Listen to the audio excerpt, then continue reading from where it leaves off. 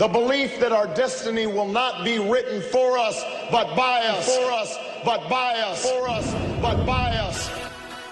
The man who built a multi-million-dollar fashion empire. This is 220s. This is what this man has started with, to build a billion-dollar empire. Daymond John displayed his entrepreneurial talents at an early age. Daymond John turned rags to riches with his clothing brand, FUBU. Now FUBU would be no fat ball. It's great. Open all the doors for everybody. You created a brand and, again, created part of a movement. I created this market about 15 years ago when they said there wasn't an urban market. This space did not exist. And what I created was what today we call a $20 billion market. Daymond John is the man we need to help us get a better understanding of the loyalty-based relationships that brands and celebrities create. We sold $30 million worth of product in 3 months. It was about breaking through boundaries. You know you're large when your company is on an Indy 500 race car. Everything you've seen from FUBU, Coogee, Heatherette, and all the brands that I own have come from directly under our office. I know everything from the brand development side to the manufacturing side, all the way to the advertising side. He successfully created brands. He's written books about it, Display of Power, and my favorite, which I love, The Brand Within. The hit new ABC reality show, Shark Tank. Whether you like FUBU or not, I have branded a stinking pair of jeans globally. To take a brand that's declining and make it hot again.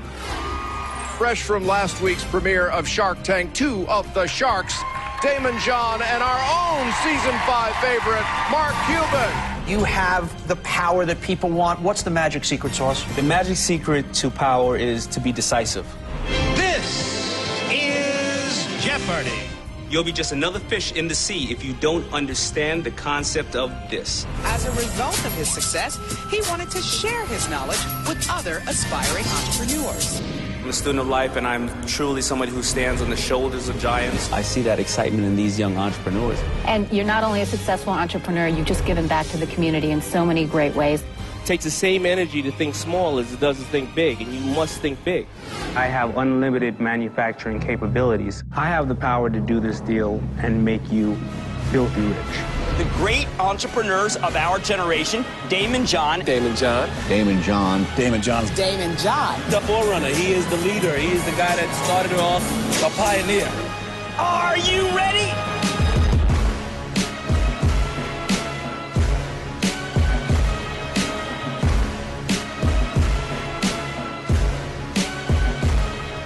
You are the best. You are the best. After the break, we're going to try to make some more money.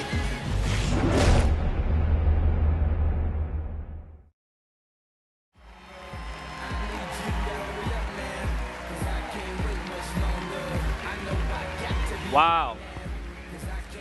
Little kid growing up, only child, and people say that I was spoiled, but I was spoiled. I was the only one who had to do the dishes and the only one who had to mow the lawn. I got all the attention, the only one who got beatings, you know. I couldn't blame it on anybody else. Mom had in my kitchen a big can opener. It was 2 foot long, this can opener, and it said, "Think big." I didn't get it for a while, but she said to me, "Daymond, it takes the same energy to think small as it does to think big, and you must think big." We're talking about goals. When I saw Russell Simmons driving around, I said, no matter what, I'm going to be part of that world. I can't rap, I can't sing. I could dance a little bit, but I don't think that's going to get me far. I'm going to be part of this hip-hop world. And I was making these hats. And I said, let me go home. I went home, and I thought of a name. I said, I got to think of a name who's going to be proud and worship the customer, because the customer's first. All right, I thought of the name. I put it on my shirt and I put it on my hat. And I walked out that day proud with a brand new name that was going to change the world, and the name was Boo-Foo. By us, for us. I'm walking down the block, and a girl that I used to date, her brother, her gay brother, came up to me and gave me the sloppiest, wettest kiss on my cheek. And said to me, Daymond, I always knew that about you. And I said, what the hell are you talking about? A boo-foo. Down south, boo-foo mean, I don't want to tell you what it meant. But it definitely wasn't by us, for us. So, I quickly went back and changed the name, as well as changed my phone number because he kept calling me the rest of the night. And I changed the name to FUBU. All right, now it's time to monetize this situation, and how are we going to do that? We need a spokesperson. We saw that Nike had Michael Jordan, and we need a spokesperson. So the person I knew was LL, and I knew LL knew a lot of people. LL wasn't the most fashionable guy, but he also was a star, but I knew that he could hook me up with Russell Simmons and everybody else, so I go to his house. I say, L,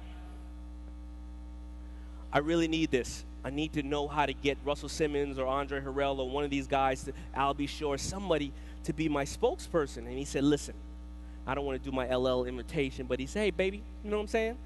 What you need to do is you need to stalk him. You need to not let him breathe.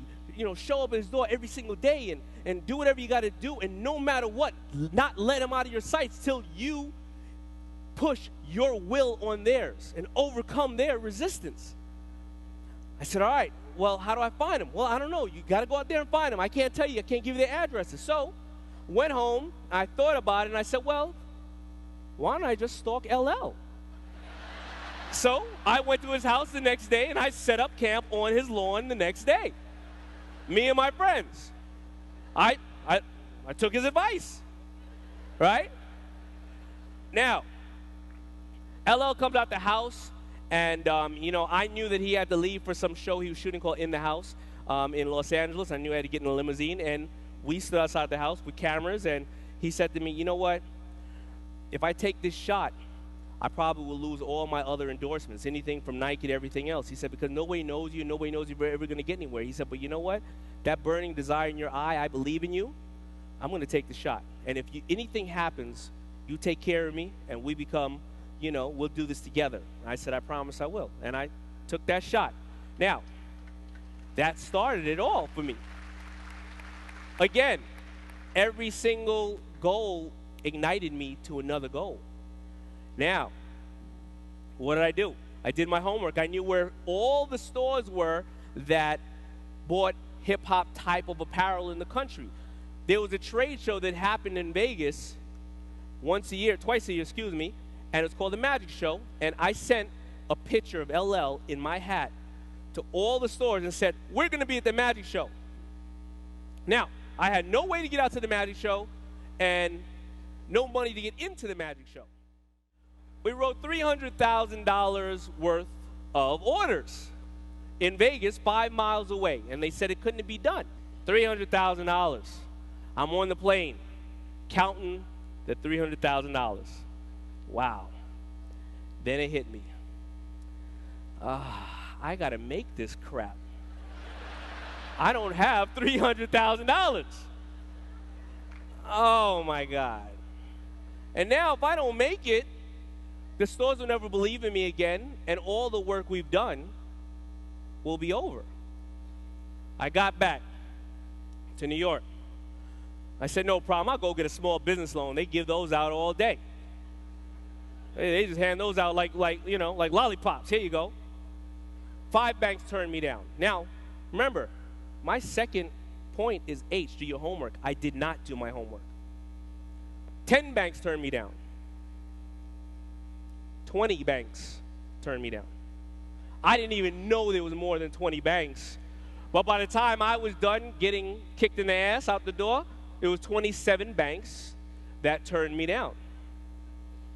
And the biggest gamble of my life had to happen at that point because I didn't have any money. So I did like somebody uneducated would do. I took a loan, a second mortgage on my home at 15% interest. And this is the most important part of being a salesperson. You are constantly selling every day. And if you think you're only selling to your friends, you're not. When you wake up in the morning and you're trying to get your son dressed, you're making a sale. Hurry up, baby, we got to get to Your husband, you're trying to fight over going to the bathroom. Oh, I got to get there first because this and that. You're going up to Starbucks. Hey, can I cut the line? You are constantly selling yourself and you are being branded. Are you in control of the brand that's being put on you? That's the question. You have to go outside your comfort zone. Everything you want in life is right outside your comfort zone.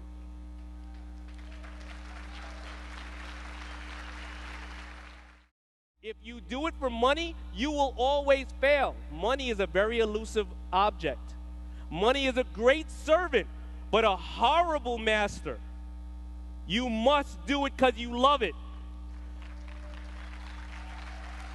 Now, we have to think, what are you saying to people? They already need energy. It's the bloodline to our country, to our world.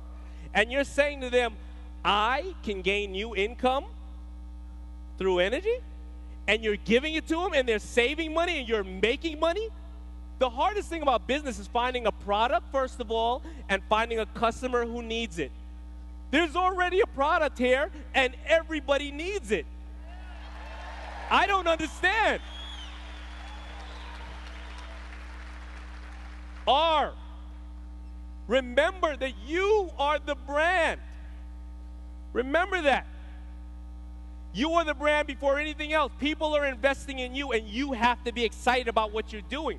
Because if you're one of those people who, as they were saying earlier, Doug said, just put your tippy toe in something, it doesn't work. You know why? Because if I'm a follower and I see that you're putting your tippy toe in it, I don't want to talk to you 6 months later and go, hey, whatever happened to the Ignite thing? Oh, I'm not on to that no more. I'm on to something new.